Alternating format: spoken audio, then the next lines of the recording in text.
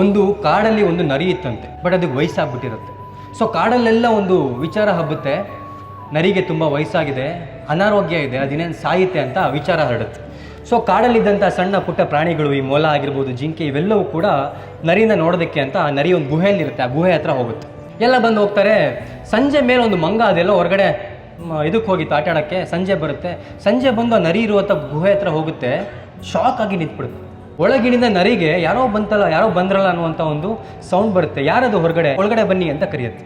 ಆಗ ಹೊರಗಿರುವಂಥ ಮಂಗ ಹೇಳುತ್ತಂತೆ, ಯಾವ ನಂಬಿಕೆ ಇಟ್ಕೊಂಬರ್ಲಿ, ನಿನ್ನ ಗುಹೆ ಒಳಗಡೆ ಪ್ರಾಣಿಗಳು ಬಂದಿರುವಂತಹ ಹೆಜ್ಜೆ ಗುರುತಿದೆ ಬಿಟ್ಟರೆ ಹೊರಗಡೆ ಹೋಗಿರುವಂಥ ಹೆಜ್ಜೆ ಗುರುತೇ ಇಲ್ಲ, ಯಾವ ನಂಬಿಕೆ ಇಟ್ಕೊಂಡು ಒಳಗೆ ಬರಲಿ ಅನ್ನೋದು. ನಾವು ಯಾವಾಗ ಜನಗಳಿಗೆ ಅಯ್ಯೋ ಪಾಪ ಅಂತ ಓಡೋಗ್ತೀವಲ್ಲ, ಸಿಗಾಕೊಂತೀವಿ. ನಂಬೋದು ತಪ್ಪಂತಿಲ್ಲ, ನಿಮ್ಮ ಹುಷಾರಲ್ಲಿ ನೀವಿರಿ. ಇಲ್ಲ ಅಂದರೆ ನಿಮ್ಮನ್ನು ನಂಬಿಸಿ ಮೋಸ ಮಾಡಿ ಹಳ್ಳಕ್ಕೆ ತಳ್ಳಿ ಆಟ ನೋಡ್ಕೊಂಡು ಹೋಗುವಂಥ ಜನಗಳು ತುಂಬ ಜನ ಇದ್ದಾರೆ ಮಕ್ಕಳು.